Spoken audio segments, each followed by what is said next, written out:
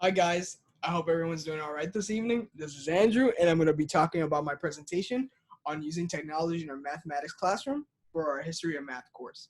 So before I dive in, guys, I actually want to be able to give you guys an insight of why I specifically chose this topic and why I am passionate about it. All right, so we all know that we're on this mathematics education program, right? So obviously, we strive to be either mathematics educators, mathematicians, as our professor calls us, or just work with numbers because numbers are cool, right, guys?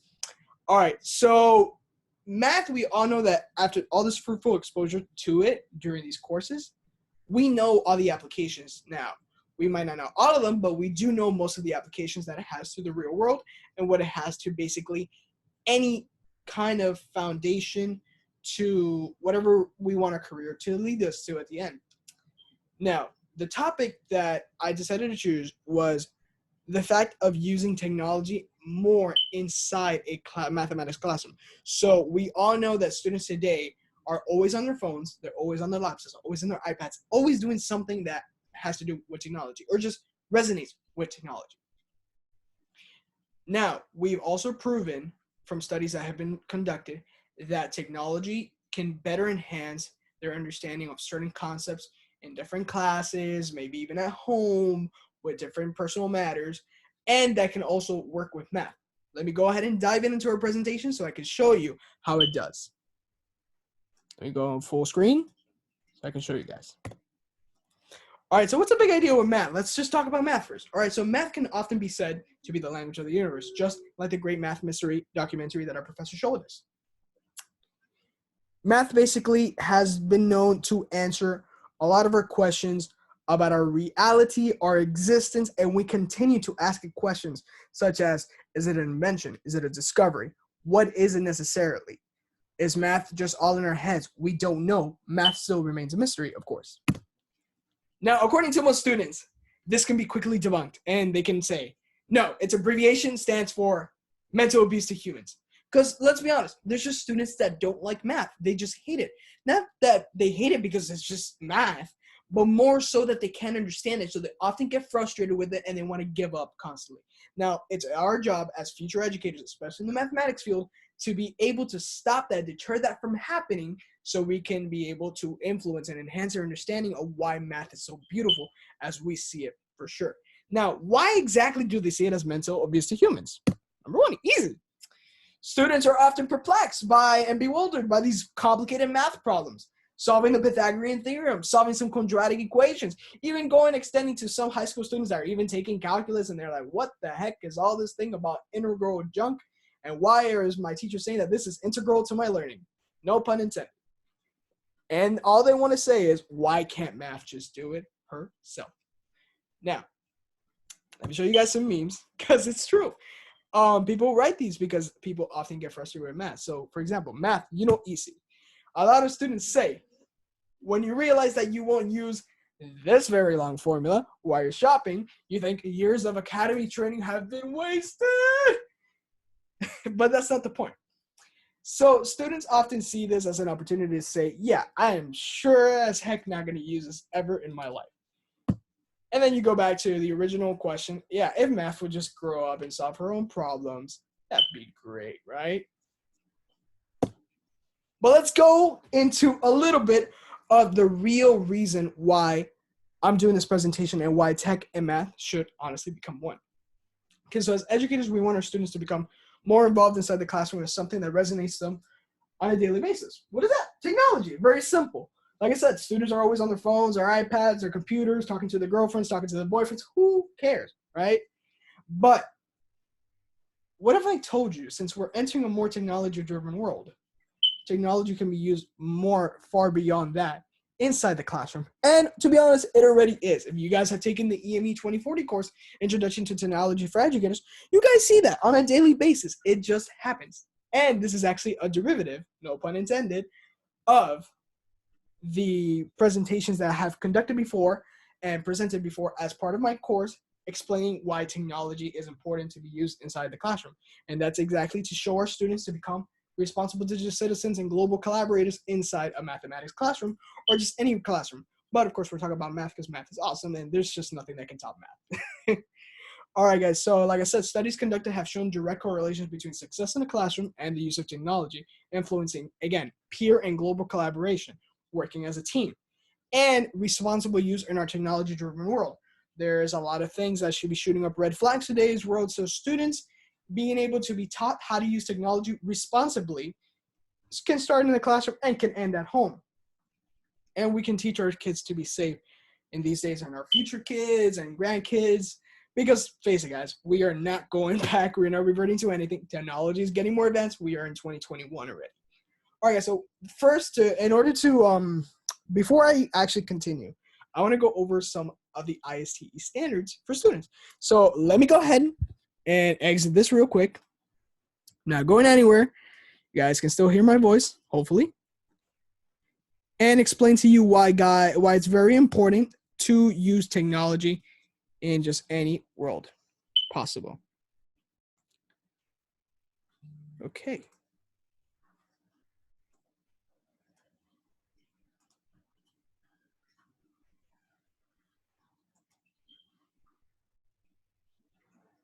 So apparently, I have to go real quick over here to actually show my Safari. There you go. All right, guys. So now that you guys can see what I'm actually talking about, here are my ISTE standards for students. So like I said, here it says, today's students must be prepared to thrive in a constantly evolving technological landscape. We all want that, of course. The ISTE standards for students are designed to empower student voice and ensure that learning is a student-driven process. We want our students to conduct their own learning, especially as we advance more. Connect with other educators in the ISTE standard community and learn how to use standards in the classroom with the ISTE Standards for Students ebook. Now, ISTE standards not only exist for students per se, they also exist for teachers. But this is important to explore the student standards, especially if you guys should be already very familiar with this. Number one, we want students to become empowered learners. Number two, we want them to become responsible digital citizens and to operate safely. Number three, we want them to be knowledge constructors and be able to create their own knowledge in various ways using critical thinking skills. We want them to be innovative designers. We want them to be computational thinkers and use different technological methods to solve problems. We want them to be creative communicators, to be able to communicate clearly and express themselves creatively for a lot of things. And number three, we want them to, number six. Number seven, we want them to be global collaborators. Probably, I've not been listing these correctly, but there you go. Global collaborators to me, honestly, after I learned all about these ISTE standards, are the most important for me because it promotes peer collaboration, promotes teamwork, and that's all we need really in these kind of classrooms, especially in a math classroom, so students can be able to figure out, hey, why am I doing this? Now, guys, let's go back to our PowerPoint real quick and continue on with the reason that we're here for. And that's obviously talking about technology and math becoming one. Let's open up the PowerPoint again so you guys can see it. All right, guys. This isn't hold back from the truth when it's also used inside a mathematics classroom. We've already covered that. Technology inside a math class can provide additional insight on how our students can view and interact with mathematical concepts at a deeper level. We also covered that. We're also trying to teach with technology why is math used on a daily basis and why is it deemed the term, the language of the universe. Today, we have numerous technologies in our hands to give the kids the greatest foundation to understanding the beauty of mathematics by connecting the dots and seeing what it means to us. Because honestly, guys, that we have this more fruitful exposure to math compared to these students that are still learning math in high school, that are still learning math in middle school, we want to show them this. We want to show them how beautiful math is and seeing why it is important. Now let's go ahead and let me talk a little bit more about the applications that we are using on a day-to-day basis to show them this.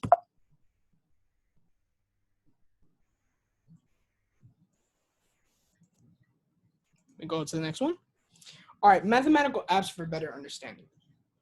Many apps related to math can be used inside the classroom to make the learning environment more interactive for students. So we've obviously always had those teachers that just want to teach us the same boring way that their teachers taught them back in the day when there was no technology, there was no fun, there was just nothing that at all that can be deemed interactive, and they just go and ramble on and a squared plus b squared equals what squared? I don't understand. Now, these apps can include fun learning activities to enhance understanding, games where students can use teamwork. Remember, we focus on global collaboration with the ISC standards, and also much more. Some of these apps, thank God that we have these apps today. We got Khan Academy. You guys are probably already familiar with Khan Academy as it is. We used it also in school. Prodigy Game. Prodigy Game is actually a game that I discovered while doing research for this presentation. As you guys can see right here, where it's literally just a website that has a game that is more tailored to students that are in 1 through 8th grade, 1st through 8th grade. And it's literally a game. I'm going to teach you guys, I'm going to show you guys right now how this works and how this also works. This is called Geogebra. And even problem-solving apps such as Mathway or Socratic. So let me show you real quick these apps. I'm going to stop my sharing right here real quick as well. And I'm going to go back to sharing my things in Safari. First, let's go over Prodigy a little bit. Let me exit here. All right, so Prodigy, like I said, guys, it literally just contains a game that is tailored towards kids that are in 1st to 8th grade. And literally, it's a math game. It's like, think about it as a Final Fantasy, as a Brave Frontier, as just anything that involves something like a medieval times type of game. But, in fact, when you play it to level up, the game will stop you for some questions related to math, content that you guys are learning right now, as a matter of fact. This is the main highlight of this website, even though this website actually offers more. It offers tutoring, online math tutoring, where you can pay for different kinds of sessions so students can actually see. So you actually get promoted with a live tutor. You get here on live. You can request a free session, and if you like it, then you can test it out for free, and then you can continue to learn for different sessions for either $30 or $24. Billed every week for weekly recurring sessions. But the main highlight, like I said, it is a game that we have students play either inside the classroom or outside of the classroom in their homes, especially if they're homeschool kids. And usually, like I said, it's like a medieval times game, and it's really fun. It's actually really entertaining. I saw a live stream of a little girl playing it, and once you play it, what exactly happens is that will stop you when you're about to level up, and it will ask you some math-related question. Like, it'll show you a shape, and then it'll say, how many vertices does this shape have? And if you answer it correctly, you get to move on. If you answer it incorrectly, it will probably spawn another question and show you how you got it wrong, or what you can do in order to remember. As the motto says, learn, grow, repeat. The other one that I wanted to show you guys, let me exit out of here, Geogebra. So Geogebra, think about, like I said, you have your teacher, you have your whiteboard, they want you to try and envision a shape or the way that an equation works using some kind of model. So Geogebra today has allowed us to, kind of similarly like Desmos, the graphing utility, to be able to show how equations work by using 3D modeling.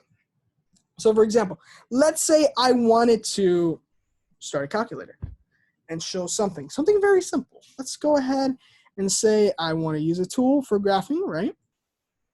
Say I want to use, let's put in something. Let's just put in a number.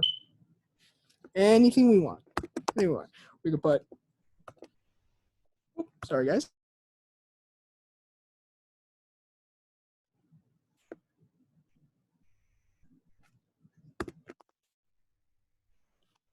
You could literally put something simple like that. The equation of a circle. And you see that it shows us a circle right here. Shows us how it works. Now, it's not only that, that's pretty cool, right? But at the same time, we also have different types of 3D calculators.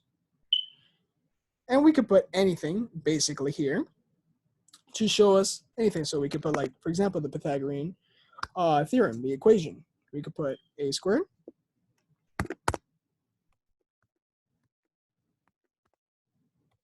plus b squared equals c squared. And it just shows us everything we want. And you guys can honestly play with this as much as you guys want. Different tools. You can use geometry. You can create polygons. You can do whatever you want. You can create and construct line segments to create shapes. So, circles, lines, you guys get the concept. So, in reality, we have all of this to basically use at our disposal and show our students the different types of things that we have out in the world, technology that we can use inside the classroom for better understanding. Instead of just having to write it on the board with an expo marker and just present it that way. That way students can have a visualization. And think about it, guys. This is free for students as well. So meaning that not only can you use it inside the classroom, but you can use it outside of the classroom as well for students to see. Now, this is something that I decided to also include in the bottom. There is even online games that students can play in teams to use their critical thinking skills and also honestly enhance their logic, which is actually a heavy skill that is used, especially in higher mathematics. And one of these games I particularly love, I still play to this day. I've actually played it since high school. It's called 2048. You guys probably heard of it. Let me see if I can show you guys real quick what I mean.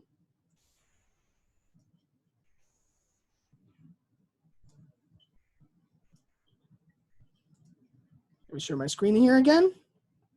Let's go back to Safari.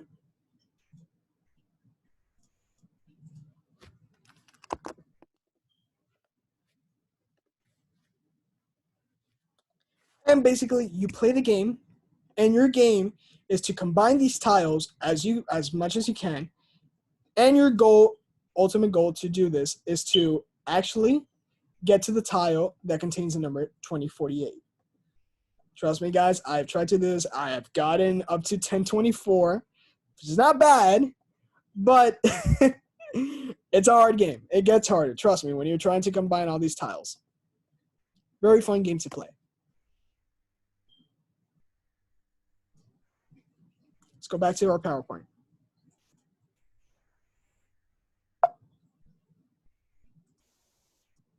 So honestly, guys, we've gone over all the different types of math applications that we often use as teachers, as future educators, or even as students on a daily basis on our math classes to be able to influence or enhance our understanding of mathematics, which also can be used subsequently in our classrooms when we become educators ourselves.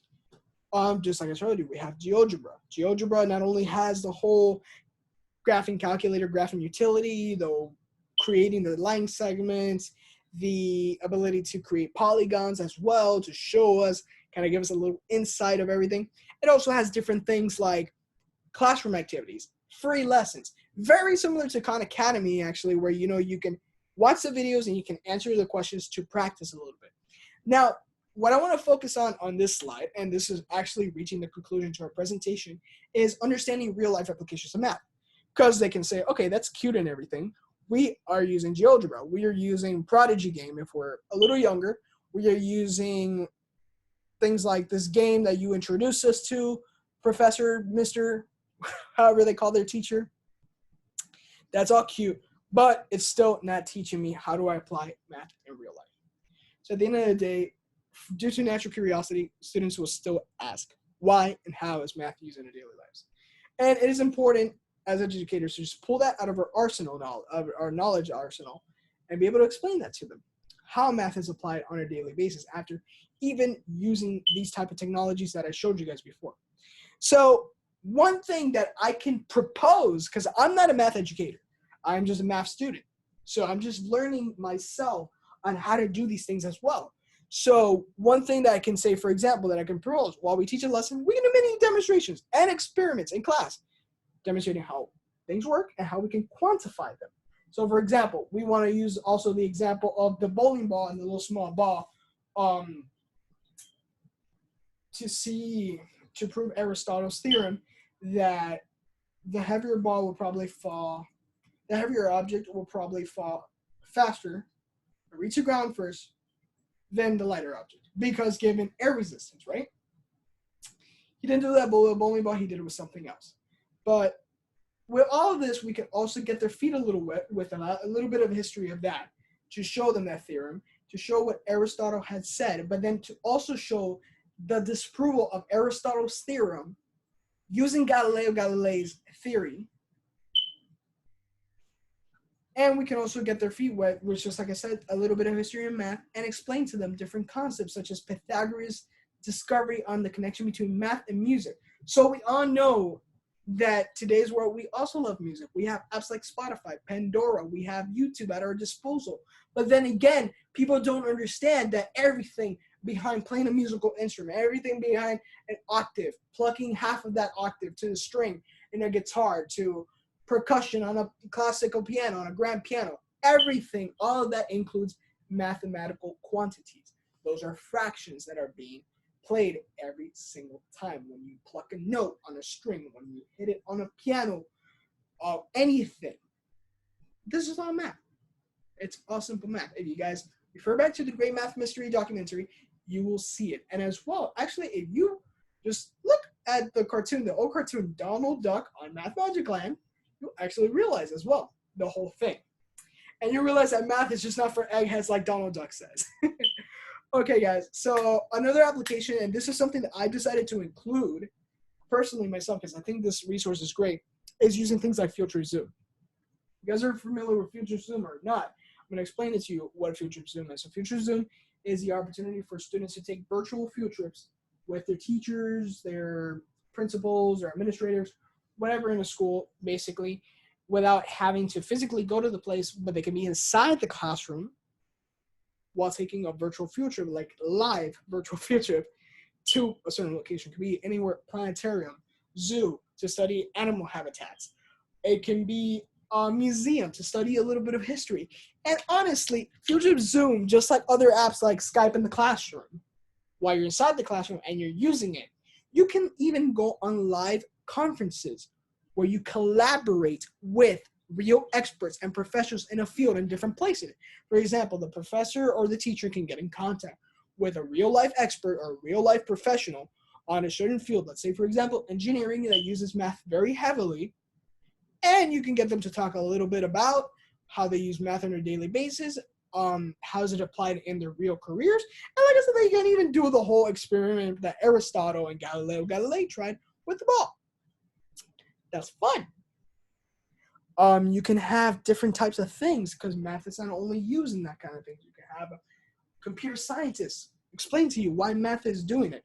You can talk to different people in business and corporate, and they can talk to you about how numbers are used on a daily basis and how they can use, some of these people actually have math degrees, and they can explain to you how math is used in their life, indirectly or directly, guys. And I think this is important to understand.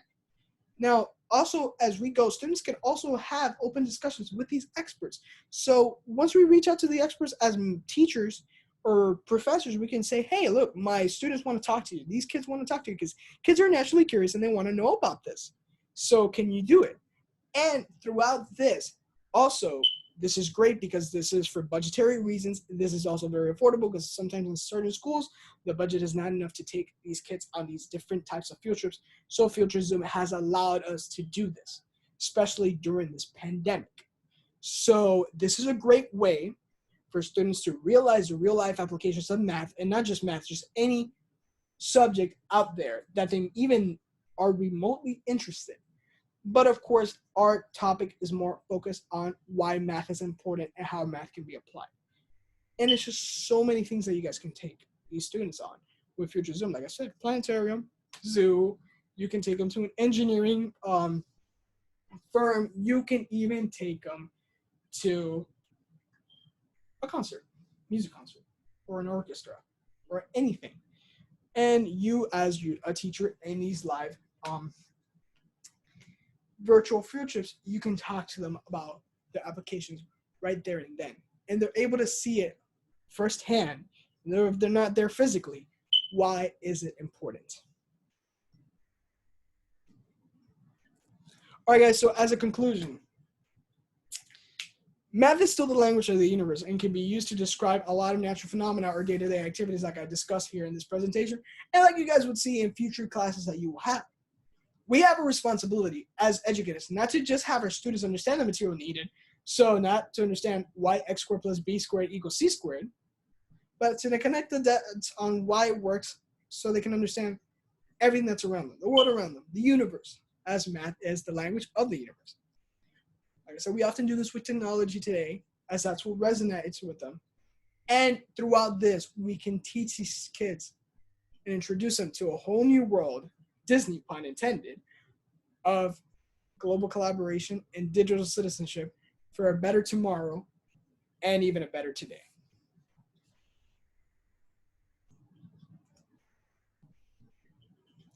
That's all, folks.